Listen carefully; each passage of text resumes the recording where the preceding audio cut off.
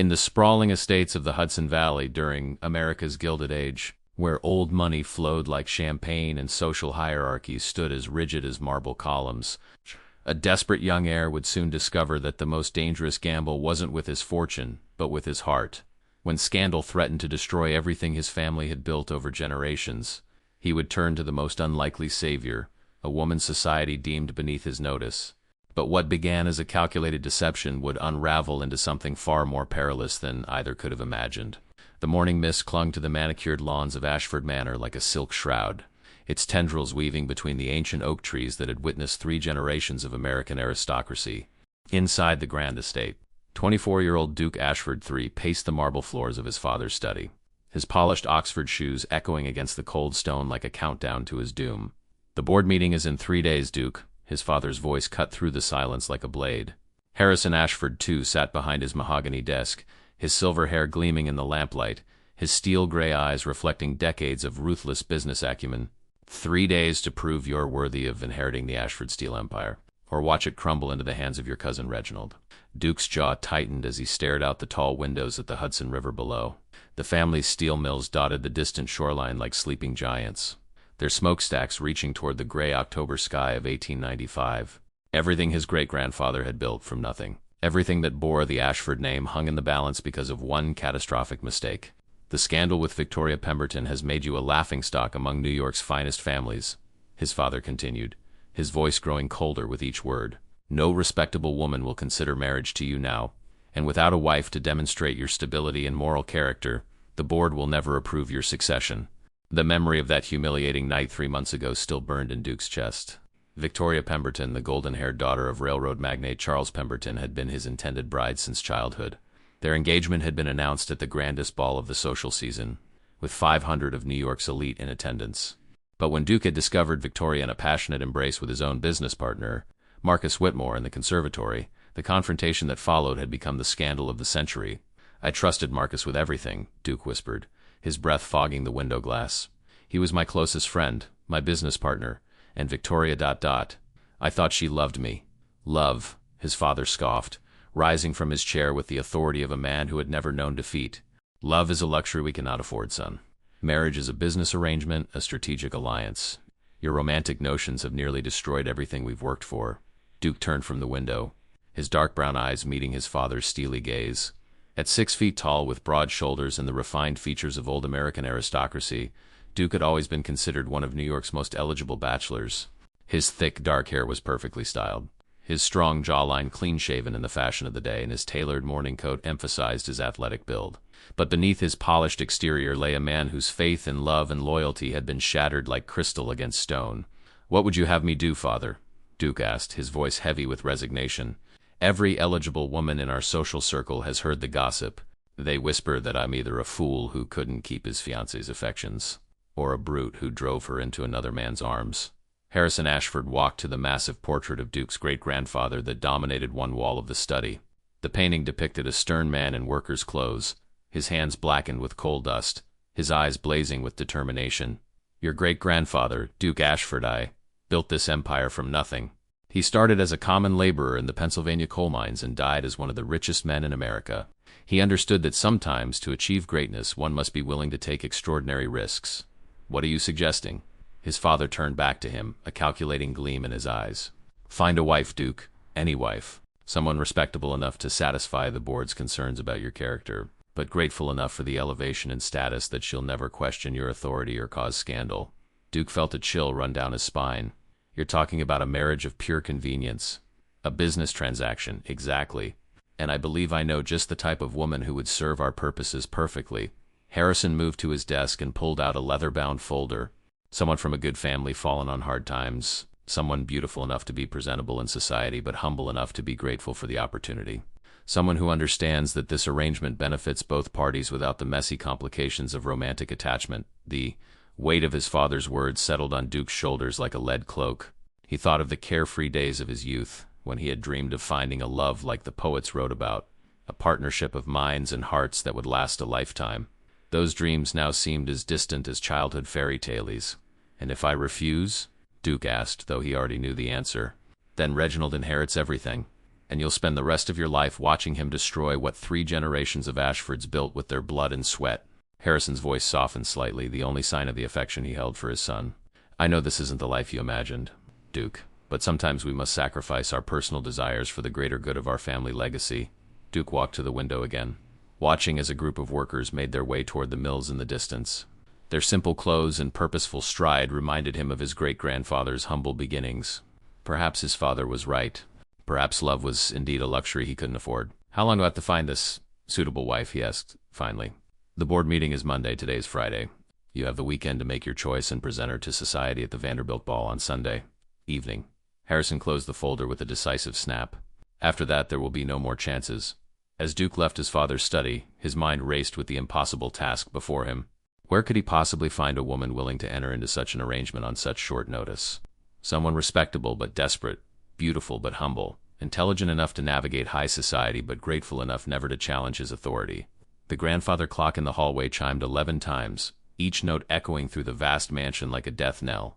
Duke had less than 60 hours to find a wife and save his family's empire. But as he walked through the opulent halls of Ashford Manor, surrounded by portraits of his ancestors and the weight of their expectations, one question haunted him above all others. In saving his family's legacy, would he be destroying any chance of ever finding true happiness? The autumn rain drummed against the windows of Duke's private carriage as it rolled through the cobblestone streets of Lower Manhattan. Each wheel turn taking him further from the gilded world of Fifth Avenue and deeper into the working-class neighborhoods where desperation and hope walked hand in hand. He had spent Friday evening and all of Saturday morning visiting the homes of impoverished but respectable families. Armed with his father's carefully researched list of potential candidates, the results had been nothing short of disastrous. Miss Catherine O'Brien, daughter of a fallen Irish merchant, had taken one look at Duke's proposal and slapped him across the face before ordering him from her family's modest brownstone. I may be poor, Your Grace, she had declared with fire in her green eyes, but I'm not for sale like a prize heifer at market. Miss Sarah Whitman, whose father had lost his textile fortune in the Panic of 1893, had listened to his offer with growing horror before bursting into tears. You want me to pretend to love you for money? She had sobbed. What kind of monster do you think I am?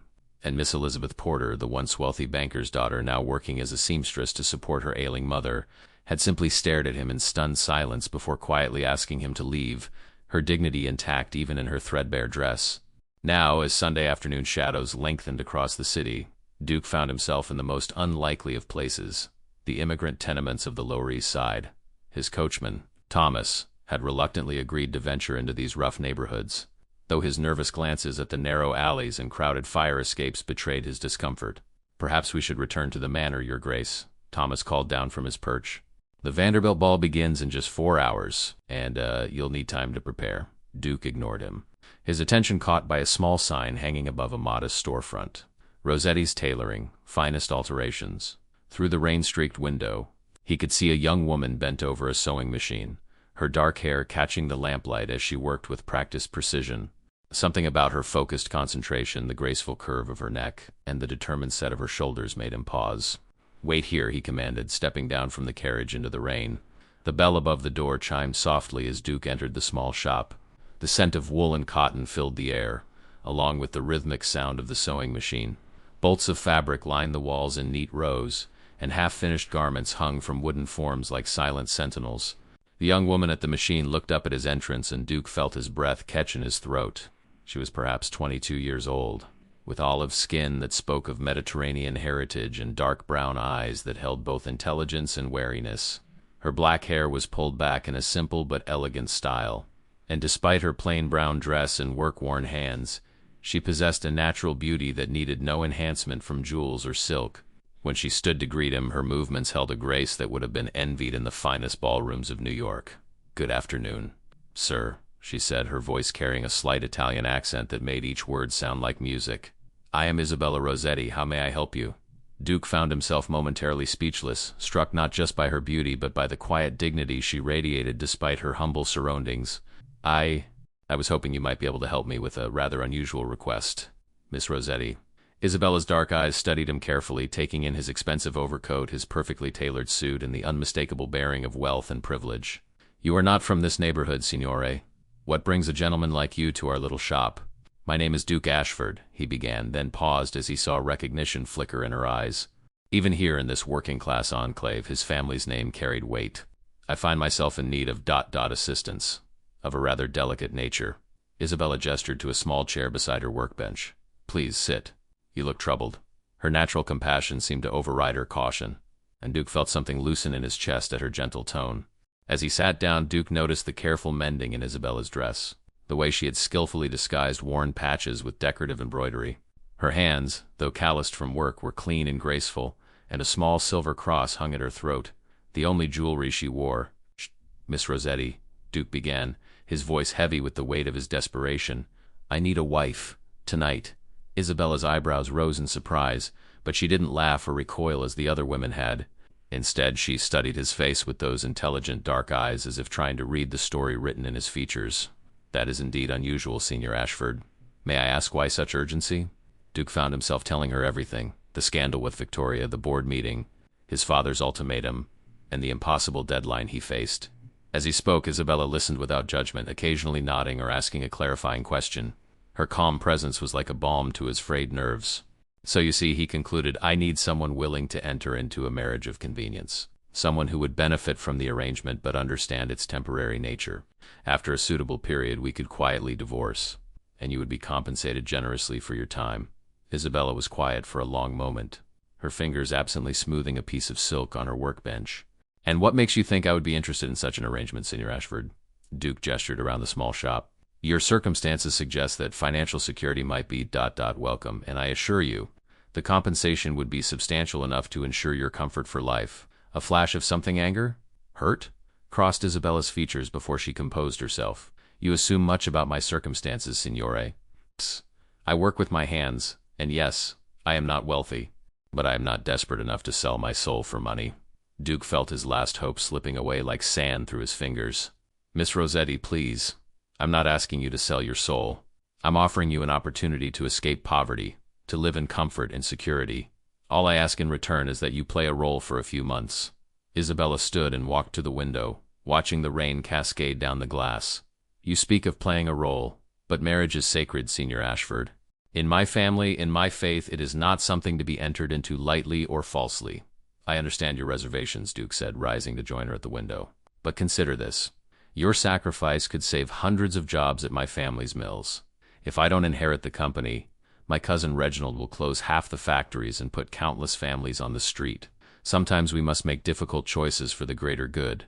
Isabella turned to look at him, and Duke saw something shift in her expression. You truly believe this? That your cousin would destroy so many livelihoods? I know it, Duke said grimly.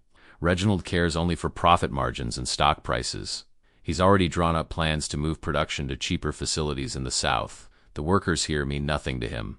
Isabella was quiet again, her gaze moving from Duke's face to the street outside, where working men and women hurried through the rain, their shoulders bent against the weather and the weight of their daily struggles. If I were to consider such an arrangement, she said slowly, what exactly would be expected of me? Duke's heart leaped with hope. You would need to appear at the Vanderbilt ball tonight as my fiancée.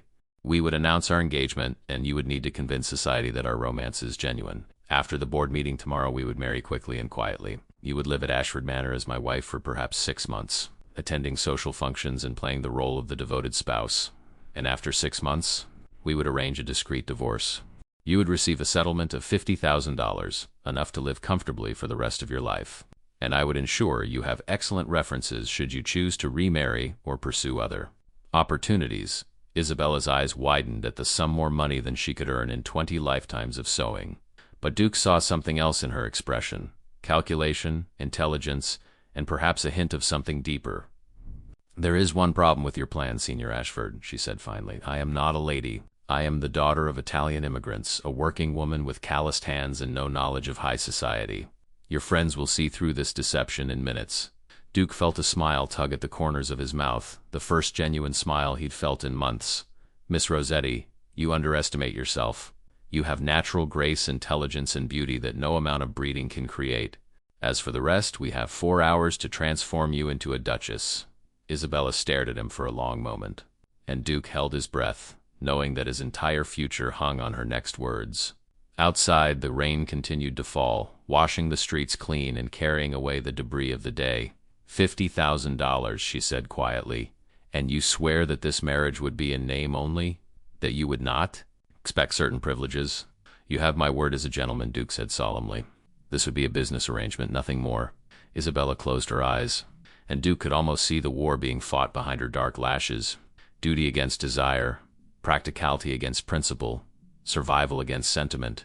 When she opened her eyes again, they held a resolve that made Duke's chest tighten with something he couldn't quite name. Very well, Signor Ashford, she said, extending her hand to him. I will be your temporary wife. But know this, I'm not doing this for your money alone. If what you say about your cousin is true, then perhaps this deception serves a greater purpose than either of us.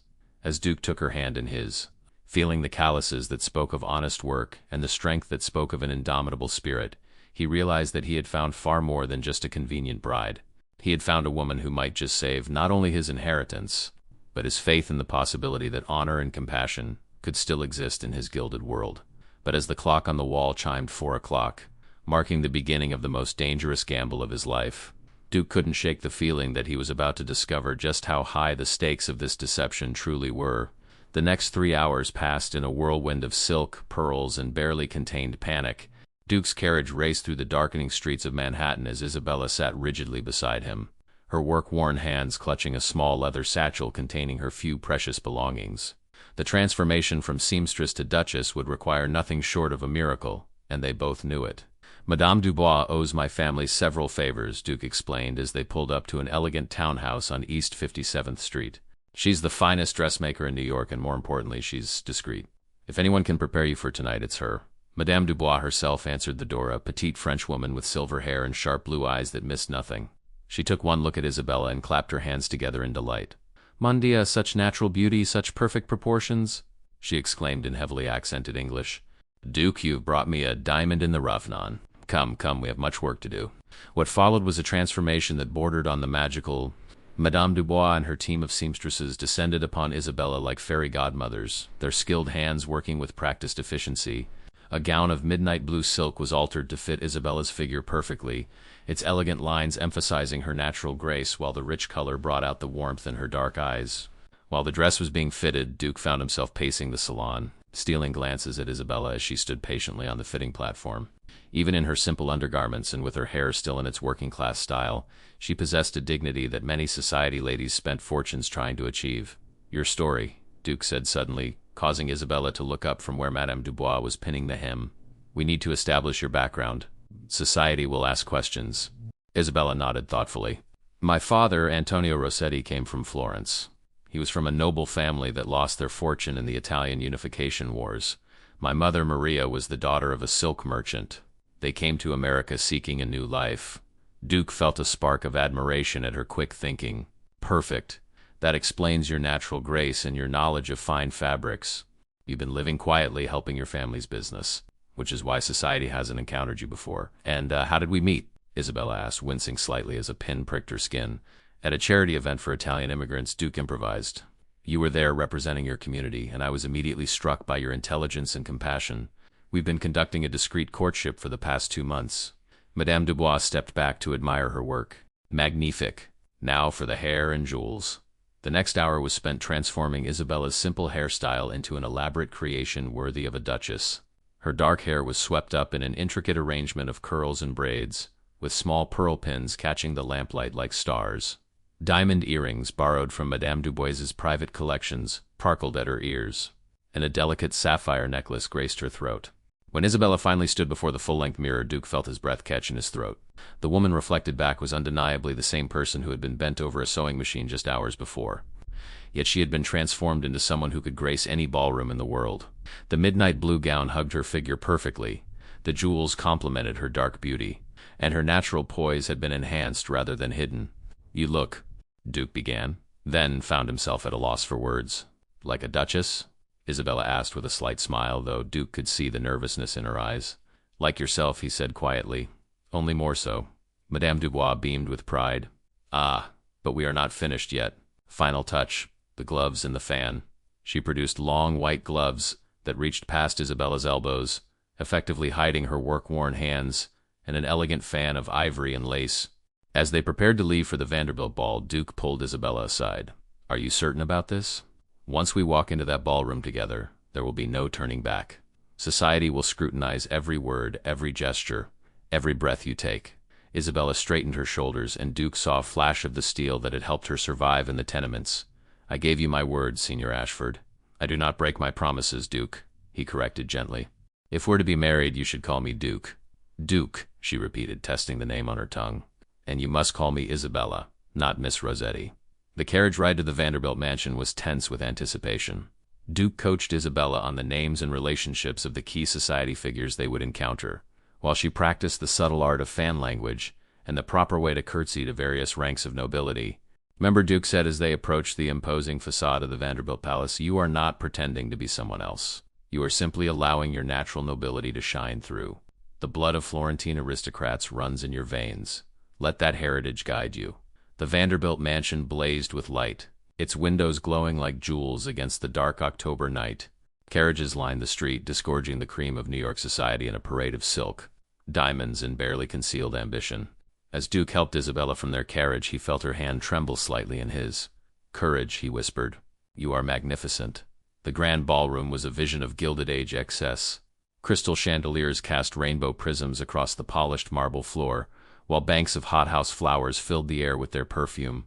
The city's most powerful families mingled beneath frescoed ceilings, their conversations a carefully orchestrated dance of politics, business, and social maneuvering. Duke felt every eye in the room turn toward them as they were announced. His Grace, Duke Ashford III, and Miss Isabella Rossetti. The whispers began immediately, its rippling through the crowd like wind through wheat. Duke could see the speculation in their faces, the barely concealed curiosity about this unknown woman who had captured the attention of one of New York's most eligible bachelors. Duke, darling. The voice belonged to Mrs. Caroline Astor, the undisputed queen of New York society. She approached them with the measured grace of a woman who had never doubted her own supremacy. How delightful to see you. And who is this enchanting creature? Mrs. Astor, Duke said with a bow. May I present Miss Isabella Rossetti? Isabella, this is Mrs. Caroline Astor. Isabella executed a perfect curtsy, her movements fluid and graceful. Mrs. Astor, it is an honor to meet you. I've heard so much about your charitable work with the Italian immigrant community. Mrs. Astor's eyebrows rose slightly clearly. She hadn't expected such polished speech from an unknown young woman. How kind of you to say, my dear. And how do you know our Duke? We met at a charity event for my community, Isabella replied smoothly. Duke was there representing his family's foundation, and I was struck by his genuine compassion for those less fortunate. Duke felt a surge of admiration for Isabella's quick thinking. She had not only answered the question, but had also subtly reminded Mrs. Astor of the Ashford family's philanthropic reputation. As the evening progressed, Duke watched in amazement as Isabella navigated the treacherous waters of high society with increasing confidence. She spoke knowledgeably about art and literature, her Italian heritage lending authenticity to her observations about Renaissance masters. When questioned about her family, she spoke with quiet dignity about their noble past and their current circumstances, never apologizing for her background, but never boasting either. The true test came when Victoria Pemberton arrived with Marcus Whitmore on her arm. Duke felt Isabella stiffen beside him as the couple approached, Victoria's golden hair gleaming under the chandeliers and her emerald gown cut to display her considerable assets. Duke, Victoria purred, her blue eyes glittering with malice. How unexpected to see you here, and with such charming company. Her gaze raked over Isabella with barely concealed disdain. Victoria, Duke replied coolly. Marcus. May 1 present, Miss Isabella Rossetti. Isabella, this is Miss Victoria Pemberton and Mr. Marcus Whitmore. Isabella inclined her head gracefully. Miss Pemberton, Mr. Whitmore. What a pleasure. Victoria's smile was sharp as a blade. Rossetti, such an interesting name. Italian, I presume? How exotic. And what does your family do, my dear?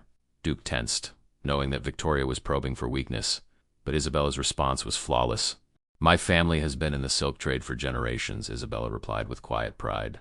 We believe that beauty and craftsmanship should be accessible to all, not just the privileged few. The subtle barb hit its mark. Victoria's smile faltered slightly, while several nearby guests nodded approvingly at Isabella's gracious response. Marcus, clearly uncomfortable with the tension, attempted to change the subject. Duke, I hope there are no hard feelings between us. Business is business, after all. Duke's jaw tightened, but before he could respond, Isabella stepped forward slightly, her voice carrying just enough steel to cut through the pleasantries. Indeed, Mr. Whitmore, though I've always believed that true gentlemen conduct their business with honor, not deception. The words hung in the air like a challenge. Marcus flushed red, while Victoria's eyes narrowed dangerously. But before either could respond, the orchestra struck up a waltz, and Duke smoothly offered Isabella his arm. "Shall we dance, my dear?" As they moved onto the dance floor, Duke marveled at Isabella's natural grace. She followed his lead perfectly, her movements fluid and confident, despite having learned to waltz only hours before from Madame Dubois. "That was brilliantly done," Duke murmured as they turned. "You put them both in their place without losing your dignity." Isabella's eyes sparkled with something that might have been mischief. "In my neighborhood, we learn early how to handle bullies. The weapons may be different here, but the principle remains the same." As the waltz continued, Duke found himself studying Isabella's face in the soft light of the chandeliers. Her natural beauty was enhanced by the elegant setting, but it was her intelligence and spirit that truly captivated him. For a moment he almost forgot that their engagement was merely a performance. The spell was broken when his father appeared at the edge of the dance floor, his expression unreadable. Duke knew that the real test was yet to come, convincing Harrison Ashford that this marriage would serve the family's interests. As the music ended and they made their way toward his father, Isabella squeezed Duke's arm gently. "Whatever happens next," she whispered, "remember that we are in this together now." Duke looked down at her, struck by the realization that somewhere in the space of a few hours this remarkable woman had become more than just a convenient solution to his problems. She had become his partner in the most dangerous deception of his life. But as they approached his father, Duke couldn't shake the growing certainty that the greatest danger wasn't in being discovered as frauds. It was in the possibility that what had begun as pretense might be transforming into something terrifyingly real.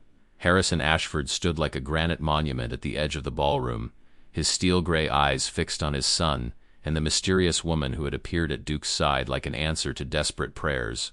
As Duke and Isabella approached, the older man's expression remained carefully neutral, though Duke could see the calculating assessment behind his father's measured gaze.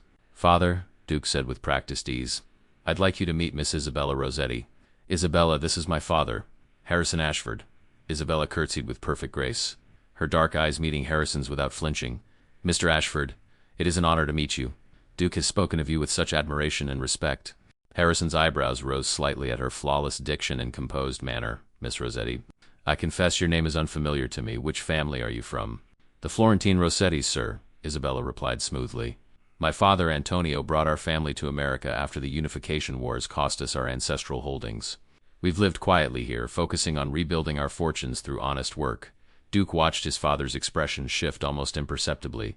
The mention of lost nobility would resonate with Harrison's own family history. The Ashfords had also risen from humble beginnings to reclaim their place among America's elite.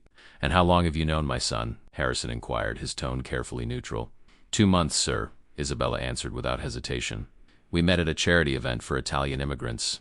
I was there representing my community's interests, and Duke was there representing your family's foundation." I was immediately struck by his genuine compassion for those less fortunate. Harrison's lips curved in what might have been approval. "Compassion is indeed a virtue, though it must be tempered with practical wisdom.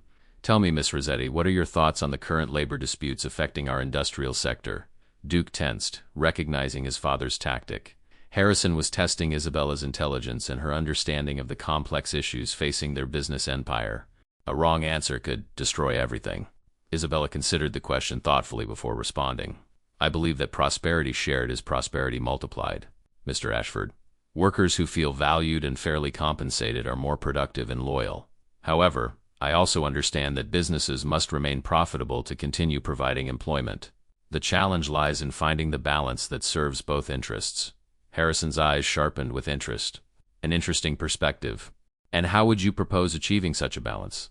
"Through honest dialogue and mutual respect," Isabella replied.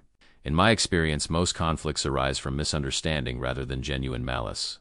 When both sides approach negotiations with good faith and a willingness to compromise, solutions can usually be found." Duke felt a surge of admiration for Isabella's diplomatic response. She had managed to sound both compassionate and practical, exactly the kind of thinking his father respected. "Father," Duke interjected, sensing the moment was right, "I have something important to tell you. Isabella has agreed to become my wife." The words hung in the air like a thunderclap. Around them, the ballroom continued its glittering dance, but Duke felt as though time had stopped. Harrison's expression remained carefully controlled, though Duke caught a flicker of something surprise, relief, in his father's eyes. "Indeed," Harrison said slowly. "This is rather sudden, is it not?" Isabella stepped closer to Duke, her hand finding his arm in a gesture that appeared both natural and affectionate. "Perhaps by society's standards, Mr. Ashford. But when two hearts recognize their perfect match, why should they wait?" Duke and I have discovered that we share not only deep affection but also common values and goals for the future. And what goals might those be? Harrison asked, his tone growing warmer. To use our position and resources to make a positive difference in the world, Isabella replied. To build something lasting and meaningful, not just for ourselves but for future generations. Duke has shown me that true nobility lies not in titles or wealth but in service to others. Duke felt his chest tighten at her words. The way she spoke, with such conviction and sincerity, made him almost believe that their engagement was real. For a moment he found himself wishing it were. Harrison studied them both for a long moment, his businessman's instincts clearly evaluating every nuance of their interaction. When do you plan to marry? As soon as possible, Duke replied. We see no reason to delay when we're certain of our feelings. Tomorrow, Isabella added softly, her eyes never leaving Duke's face. We've already spoken to Reverend Matthews at St. Thomas's Church. A simple ceremony with just family present. Harrison's expression shifted to one of genuine surprise. Tomorrow? That is indeed precipitous, Father Duke said, his voice carrying a note of gentle reproach. Surely you of all people understand that when a man finds his perfect partner, he shouldn't hesitate to secure his happiness. Didn't you once tell me that great fortunes are built by those bold enough to seize opportunity when it presents itself? A slow smile spread across Harrison's weathered features. Indeed I did, my boy. Indeed I did. He turned to Isabella with something approaching warmth. Miss Rossetti, I believe you may be exactly what this family needs. Welcome to the Ashford clan. As Harrison excused himself to share the news with other family members, Duke felt a mixture of relief and trepidation. They had passed the first test, but the evening was far from over. The announcement of their engagement spread through the ballroom like wildfire. Duke and Isabella found themselves surrounded by well-wishers, curious socialites, and barely concealed gossips, all eager to learn more about the mysterious woman who had captured the heart of one of New York's most eligible bachelors. Mrs. Astor herself approached with a retinue of society's most influential ladies. My dear Isabella, she said with regal authority, you simply must tell us everything. How did Duke propose? Was it terribly romantic? Isabella's cheeks flushed becomingly as she glanced at Duke with what appeared to be genuine affection. It was perfect, Mrs. Astor. Duke took me to the conservatory at the Metropolitan Museum, surrounded by all those beautiful flowers. He said that he had found something more precious than any work of art, a woman who could be his partner in building a life of meaning and purpose. The ladies sighed collectively at the romantic tale, while Duke marveled at Isabella's ability to craft such a believable story on the spot. She had even managed to reference the conservatory's subtle reminder of the scandal with Victoria that had taken place in a similar setting, but now reframed as the site of Duke's redemption. And the ring? Asked Mrs. Vanderbilt, her sharp eyes noting the absence of an engagement ring on Isabella's finger. Duke felt a moment of panic, but Isabella smoothly covered the oversight. Duke wanted to have something special made, incorporating stones from both our family collections. It should be ready tomorrow morning, just in time for the ceremony. How wonderfully thoughtful, Mrs. Astor approved. A union of two noble houses, even if one has fallen on temporary difficulties. There's something quite romantic about it. As the evening progressed, Duke watched Isabella navigate the complex social dynamics with increasing confidence. She charmed the elderly dowagers with her respectful attention, impressed the younger ladies with her knowledge of fashion and art, and even managed to hold her own in political discussions with the gentlemen. The true test came when Reginald Ashford arrived, fashionably late, and clearly surprised by the news of Duke's engagement. Duke's cousin was a tall, thin man with pale eyes and a perpetually calculating expression. He had always resented Duke's position as heir to the family fortune, and Duke knew that Reginald would be looking for any weakness to exploit. Cousin Reginald said with false warmth, approaching Duke and Isabella near the refreshment table. What delightful news about your engagement. Though I must say it seems rather sudden. One might almost think it was prompted by external pressures. Duke felt Isabella stiffen slightly beside him, but her voice remained perfectly composed. Mr. Ashford, how kind of you to offer your congratulations. Though I must say I find it curious that you would question the timing of true love. Perhaps you've never experienced it yourself. Reginald's smile faltered at the gentle but pointed rebuke. Of course not, my dear. I simply meant that Duke has been through such a difficult time recently. The scandal with Miss Pemberton was quite devastating to the family reputation. Indeed it was, Isabella agreed calmly. But sometimes our greatest trials lead us to our greatest blessings. Duke's experience taught him to value genuine character over superficial charm. I consider myself fortunate that he learned to see beyond society's shallow judgments. Duke felt a surge of admiration for Isabella's skillful response. She had acknowledged the scandal while simultaneously reframing it as a positive development that led Duke to her. Reginald, clearly outmaneuvered, excused himself with barely concealed irritation. As the evening drew to a close, Duke and Isabella found themselves on the mansion's moonlit terrace, taking a moment to breathe away from the intense scrutiny of the ballroom. The October air was crisp and clean, carrying the scent of autumn leaves and the distant sound of carriage wheels on cobblestones. "You were magnificent tonight," Duke said quietly, his voice filled with genuine admiration. "I've never seen anyone handle society's sharks with such grace and intelligence." Isabella smiled, though Duke could see the exhaustion in her dark eyes. It wasn't so different from dealing with difficult customers at the shop. The weapons may be more subtle here, but the principles remain the same. Stay calm, stay dignified, and never let them see you sweat. Duke laughed softly, struck by her practical wisdom. "Tomorrow will be even more challenging. The wedding, the board meeting, the beginning of our arrangement." Isabella turned to face him fully, her expression serious in the moonlight. "Duke, I need you to understand something. What we're doing, this deception, it goes against everything I was taught about marriage and honesty. But I'm doing it because I believe you when you say it will help those workers and their families." "Isabella, let me finish," she said gently. "I'm doing this for them and for the $50,000 that will secure my family's future. But I need you to promise me something, anything. Promise me that when this is over, when we part ways, you'll remember that what we shared was real, even if the marriage wasn't. The respect, the partnership, the way we supported each other tonight, that was genuine." Duke felt something twist in his chest at her words. Looking at Isabella in the moonlight, her dark hair gleaming and her eyes reflecting the stars, he realized that somewhere in the space of a single evening, his feelings had begun to shift from gratitude to something far more dangerous. "I promise," he said softly, though even as he spoke the words, he wondered if he would be able to keep such a promise when the time came to let her go. As they prepared to return to the ballroom for their final farewells, Duke couldn't shake the feeling that the most challenging part of their deception wouldn't be convincing society that their marriage was real. It would be convincing themselves that it wasn't. The morning sun streamed through the stained glass windows of St. Thomas's Church, casting jeweled patterns of light across the marble floor where Duke Ashford stood waiting for his bride. The small sanctuary held only a handful of witnesses: his father, Madame Dubois, and a few carefully selected family friends who could be trusted to spread the news of the wedding throughout society's circles. Duke adjusted his mourning coat for the third time, his hands betraying the nervousness he fought to conceal. In just 2 hours, he would face the board of directors who held his family's legacy in their hands. But first, he had to marry a woman he had known for less than 24 hours, a woman who had already proven herself more remarkable than anyone he had ever encountered. The church doors opened with a soft creak, and Duke's breath caught in his throat. Isabella walked down the aisle with quiet dignity, her arm linked with that of Father Giuseppe from her neighborhood parish, who had agreed to give her away. She wore a simple but elegant dress of ivory silk that Madame Dubois had worked through the night to complete, and a delicate veil that had belonged to Duke's grandmother, a last-minute addition from Harrison Ashford that spoke volumes about his growing approval of the match. As Isabella approached the altar, Duke found himself studying her face for any sign of doubt or regret. Instead, he saw only calm determination and something else, a warmth in her dark eyes that made his chest tighten with an emotion he dared not name.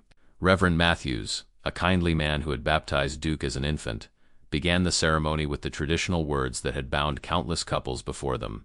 But as Duke listened to the ancient vows, he felt the weight of their deception pressing down upon him like a physical burden. "Do you, Duke Ashford III, take Isabella Rossetti to be your lawfully wedded wife, to have and to hold in sickness and in health, for richer or poorer, for better or worse, until death do you part?" Duke's voice was steady as he replied, "I do," though the words felt like both a promise and a betrayal. When it came time for Isabella's vows, Duke watched her face carefully. Her voice was clear and strong as she spoke the sacred words, but he caught a flicker of something: pain? Regret? In her eyes that made him wonder what private struggle she was fighting. The moment came for the exchange of rings. Duke slipped a simple gold band onto Isabella's finger, the hastily purchased symbol of their fraudulent union. When she placed a matching ring on his hand, her fingers trembled slightly, and Duke felt an unexpected jolt at the contact. "You may kiss the bride," Reverend Matthews announced with a gentle smile. Duke hesitated for a fraction of a second, suddenly aware that this would be their first kiss, and that it would be witnessed by others, making it part of their performance rather than a private moment between them. Isabella seemed to sense his uncertainty, for she stepped closer and lifted her face to his with quiet courage. Their lips met in a kiss that was meant to be brief and ceremonial, but something unexpected happened. For a moment that stretched like eternity, the church, the witnesses, and the weight of their deception all faded away. There was only Isabella, the warmth of her lips, the faint scent of jasmine in her hair, and the startling realization that what he felt in that instant was anything but pretense. When they broke apart, Duke saw his own surprise reflected in Isabella's eyes. Whatever had just passed between them had been real, and they both knew it. "Ladies and gentlemen," Reverend Matthews announced, "I present to you Mr. and Mrs. Duke Ashford." The small gathering applauded politely as Duke and Isabella signed the marriage certificate, their signatures binding them together in the eyes of the law, if not in truth. Harrison Ashford approached them with what appeared to be genuine warmth, kissing Isabella's cheek and clasping Duke's shoulder with paternal pride. "Welcome to the family, my dear," he said to Isabella. "I have a feeling you're going to be exactly what Duke needs." As they left the church, Duke helped Isabella into the waiting carriage that would take them to Ashford Manor. The board meeting was scheduled for 11 o'clock, giving them barely enough time to change clothes and prepare for the most important performance of their lives. "How do you feel, Mrs. Ashford?" Duke asked as the carriage rolled through the streets of Manhattan. Isabella's smile was tinged with something he couldn't quite identify. "Strange," she admitted. "I keep expecting to wake up and find this has all been an elaborate dream." "If it is a dream, then we're both having the same one," Duke replied. "Are you ready for what comes next?" Isabella straightened her shoulders in the gesture Duke was beginning to recognize as her way of gathering courage. "The board meeting?" "Yes, I think so. You've prepared me well." "It's not just the board meeting," Duke said quietly. "After today you'll be living at Ashford Manor as my wife. Society will be watching our every move, looking for any sign that our marriage isn't genuine." Isabella was quiet for a moment, her gaze fixed on the passing scenery. "Duke, may I ask you something?" "Of course. When you kissed me in the church, was that part of the performance?" Duke felt heat rise in his cheeks.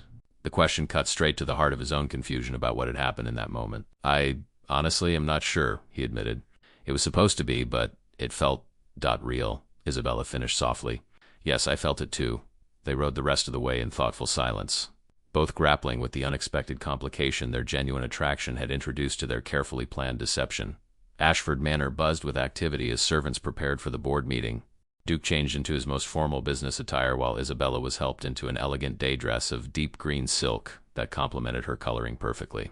When they met in the grand foyer, Duke was struck once again by how naturally she seemed to belong in these opulent surroundings. The board members began arriving at precisely 11 o'clock. Duke recognized each face. These were the men who controlled the fate of his family's empire. There was Jonathan Whitmore, Marcus's father and the largest shareholder outside the Ashford family. Samuel Morrison, the steel industry veteran whose opinion carried enormous weight. Charles Pemberton, Victoria's father, whose railroad contracts were crucial to the company's success. And finally, Reginald Ashford, representing the family's minority shareholders and clearly hoping to see Duke fail. Harrison Ashford called the meeting to order in the manor's formal dining room, which had been converted into a boardroom for the occasion. Duke sat at his father's right hand with Isabella beside him, her presence both a comfort and a reminder of the stakes involved. "Gentlemen," Harrison began, "we are here today to address the question of succession. As you know, recent events have raised concerns about Duke's readiness to assume leadership of Ashford Steel. However, I believe those concerns have been thoroughly addressed." Jonathan Whitmore leaned forward, his expression skeptical. "Harrison, with all due respect, a hasty marriage hardly erases the scandal that has damaged our company's reputation. Our clients are questioning Duke's judgment and stability. Then perhaps they should meet my wife," Duke said calmly, rising to his feet. "Gentlemen, I'd like you to hear from Isabella herself about her vision for our company's future." Isabella stood gracefully, her composure absolute despite the weight of a dozen calculating gazes upon her. "Gentlemen, I understand your concerns about Duke's fitness to lead this company, but I would ask you to consider not just the man he was, but the man he has become." She moved around the table as she spoke, her voice carrying the quiet authority Duke had first noticed in her shop. Duke's experience with betrayal and public humiliation has taught him valuable lessons about character and loyalty. He now understands the difference between those who serve their own interests and those who serve greater purpose. Samuel Morrison, the industry veteran, nodded thoughtfully. "An interesting perspective, Mrs. Ashford, but how does personal growth translate to business leadership?" "Because business at its core is about people," Isabella replied. "The workers who forge the steel, the customers who buy our products, the communities that depend on our success. Duke has learned to see beyond the balance sheets to the human cost of every decision." She paused beside Charles Pemberton's chair, her dark eyes meeting his directly. "Mr. Pemberton, your daughter chose to end her engagement to Duke. While that was painful for him personally, it freed him to find a partner who truly shares his values and vision. Sometimes what appears to be a setback is actually a redirection toward something better." Pemberton's expression softened slightly at her diplomatic handling of the sensitive topic.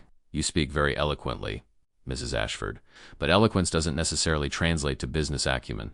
"You're absolutely right," Isabella agreed, "which is why I've spent the past 2 months studying every aspect of this company's operations. I've visited the mills, spoken with the workers, reviewed the financial reports, and analyzed our competitive position. Duke felt a jolt of surprise. When had she had time to do such research? Then he realized she was improvising brilliantly, using her natural intelligence and the crash course he had given her about the business. What I found, Isabella continued, is a company with tremendous potential that's being held back by outdated thinking. We're so focused on competing with other steel companies that we're missing opportunities to innovate and expand into new markets. Reginald Ashford spoke for the first time, his voice dripping with skepticism. Such as? Isabella smiled, and Duke saw a flash of the steel that had helped her survive in the tenements. Such as the growing demand for steel in residential construction, the automobile industry that's just beginning to emerge, the infrastructure projects that will be needed as America continues to expand westward. We're thinking like a 19th century company when we should be preparing for the 20th century. The room fell silent as the board members absorbed her words. Duke felt a surge of admiration for Isabella's quick thinking and natural business instincts. She had taken the limited information he had given her and woven it into a compelling vision for the company's future. Harrison Ashford stood slowly, his expression proud. Gentlemen, I believe you have your answer. Duke has not only overcome his personal challenges, but he has found a partner who will help him lead this company into a new era of prosperity. One by one, the board members voiced their approval. Even Reginald, though clearly reluctant, acknowledged that Duke had demonstrated the stability and vision necessary for leadership. As the meeting concluded and the board members departed, Duke found himself alone with Isabella in the grand dining room. The weight of what they had accomplished and what it meant for their future settled between them like a physical presence.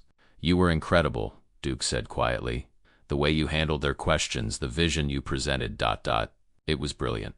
Isabella's smile was tinged with sadness. It was also mostly improvisation. I hope you realize that when this arrangement ends, you'll need to find someone who can actually deliver on those promises. Duke felt something cold settle in his stomach at her words. In the excitement of their success, he had momentarily forgotten that their marriage was temporary, that Isabella would eventually leave and take her remarkable intelligence and strength with her. Isabella, he began, then stopped, unsure how to voice the growing certainty that letting her go would be the greatest mistake of his life. But before he could find the words, Harrison Ashford entered the room, his face beaming with satisfaction. Well done, both of you, Duke. You've secured your inheritance. And Isabella, you've proven yourself a worthy addition to this family. As his father continued to praise their performance, Duke watched Isabella's face and saw something that made his chest tighten with an emotion he was finally ready to name. In her dark eyes, he saw not triumph at their successful deception, but a deep sadness that suggested she, too, was beginning to realize that what they had created together was too precious to be merely temporary. The question that haunted him as they celebrated their victory was whether either of them would have the courage to admit that their marriage of convenience had become something far more complicated and far more real than either had ever intended. 6 months had passed since the wedding that was meant to be nothing more than an elaborate charade, and the sprawling gardens of Ashford Manor had transformed from autumn's golden tapestry to spring's tender green promise.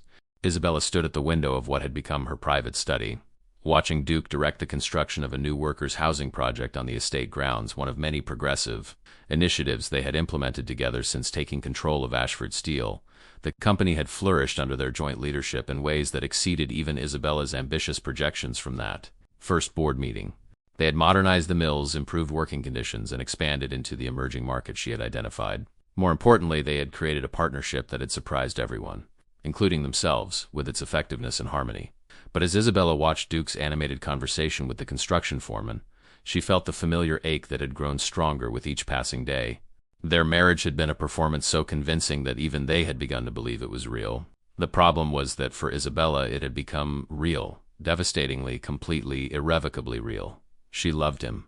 The realization had crept up on her gradually, hidden beneath the daily routines of their shared life. It was there in the way Duke listened to her ideas with genuine respect, in his quiet support during her first tentative steps into high society, in the gentle way he had helped her navigate the complex world of business and politics. It was there in their evening conversations by the fireplace, in the way he made her laugh with his dry observations about society's absurdities, in the careful distance he maintained to honor his promise that their marriage would remain platonic. That distance, meant as a kindness, had become a form of exquisite torture. A soft knock at the door interrupted her melancholy thoughts. "Come in," she called, turning from the window.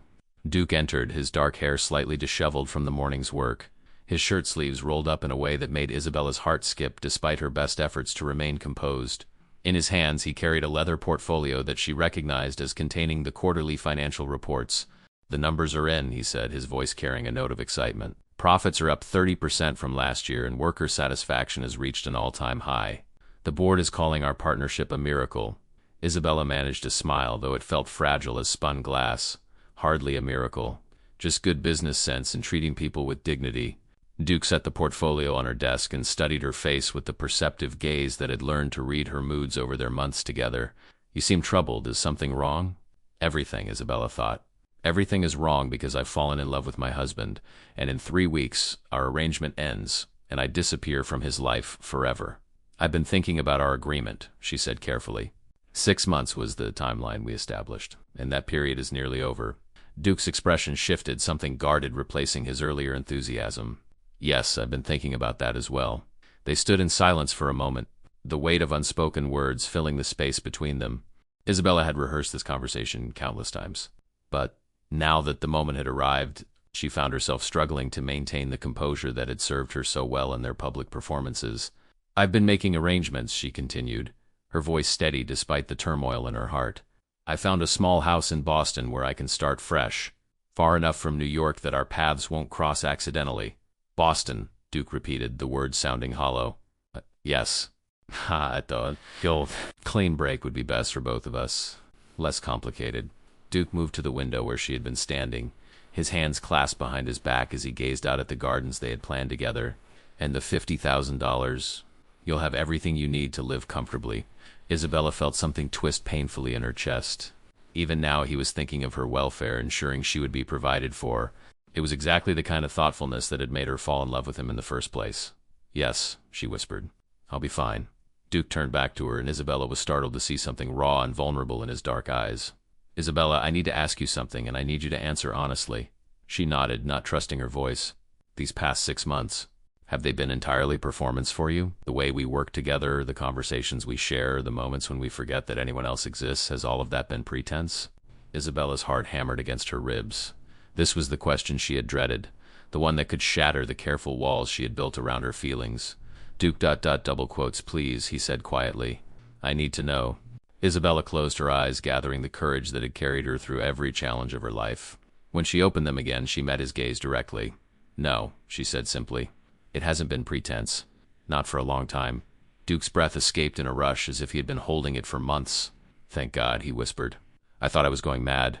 He crossed the room in 3 quick strides, stopping just close enough that Isabella could see the gold flecks in his brown eyes, could smell the familiar scent of his cologne mixed with the honest smell of work. "Isabella, I know this wasn't part of our agreement. I know I have no right to ask this of you, but I can't let you go to Boston. I can't let you disappear from my life, as if these months meant nothing." "Duke, you don't understand. I love you," he said, the words tumbling out with desperate honesty. "I love your intelligence, your strength, your compassion. I love the way you challenge me to be better than I ever thought I could be. I love the woman who stood up to society's sharks and made them respect her, who transformed a failing company into something we can both be proud of, who made me believe in the possibility of true partnership." Isabella felt tears spring to her eyes, tears she had been holding back for weeks. "You can't love me," she whispered. "I'm not who you think I am." "You're exactly who I think you are," Duke said fiercely. "You're the woman who saved my family's legacy, who taught me that real nobility has nothing to do with bloodlines and everything to do with character. You're the woman who made me understand that love isn't a weakness, it's the greatest strength we can possess." "But our agreement, damn our agreement," Duke said, his voice rough with emotion. "I'm not talking about extending a business arrangement, Isabella. I'm talking about making our marriage real. I'm talking about building a life together based on love, not convenience."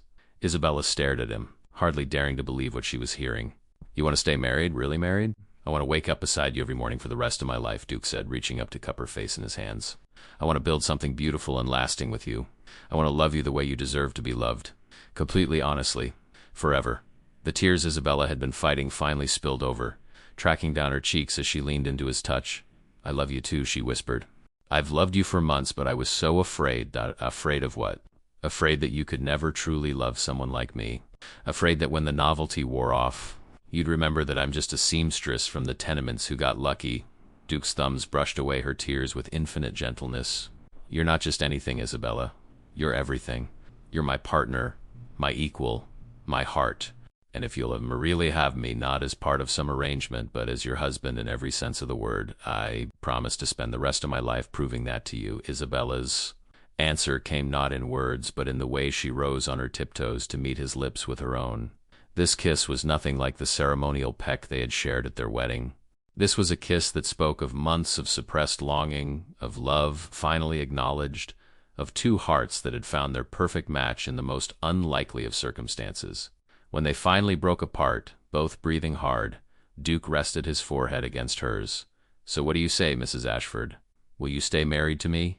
Isabella's smile was radiant, transforming her entire face with joy. "Yes," she said, laughing through her tears. "Yes, I'll stay married to you. But I have one condition. Anything. No more separate bedrooms," she said, her cheeks flushing pink but her gaze steady. "If we're going to do this, we're going to do it properly." Duke's answering grin was boyish and delighted. "I think that can be arranged," as he swept her into his arms, spinning her around the study while she laughed with pure happiness. Isabella marveled at the strange turns life could take. She had entered into a marriage of convenience to save her family from poverty and help Duke preserve his inheritance. Instead, she had found something infinitely more precious, a love that was real, deep, and lasting. Outside the window, the spring gardens bloomed with new life, and inside the study, two hearts that had been pretending to love each other finally admitted that the pretense had become the most beautiful truth of their lives. 6 months later, as Isabella stood in the same study, now expanded to accommodate both their desks and their shared vision for Ashford Steele's future, she reflected on the journey that had brought them to this moment. The company continued to thrive under their joint leadership. The workers' housing project had become a model for other industrialists, and their marriage had become the kind of love story that society ladies whispered about with envious sighs. But more than that, they had built something real and lasting, a partnership based on mutual respect, shared values, and a love that had grown stronger with each passing day. Duke had kept his promise to prove his love to her daily, and Isabella had discovered that she was indeed worthy of such devotion. As Duke entered the study carrying their 6-month-old daughter, little Maria, named for Isabella's mother, Isabella's heart swelled with a happiness she had never dared to dream possible. The seamstress from the tenements had indeed become a duchess, but more importantly, she had become exactly who she was meant to be, a woman loved completely for exactly who she was.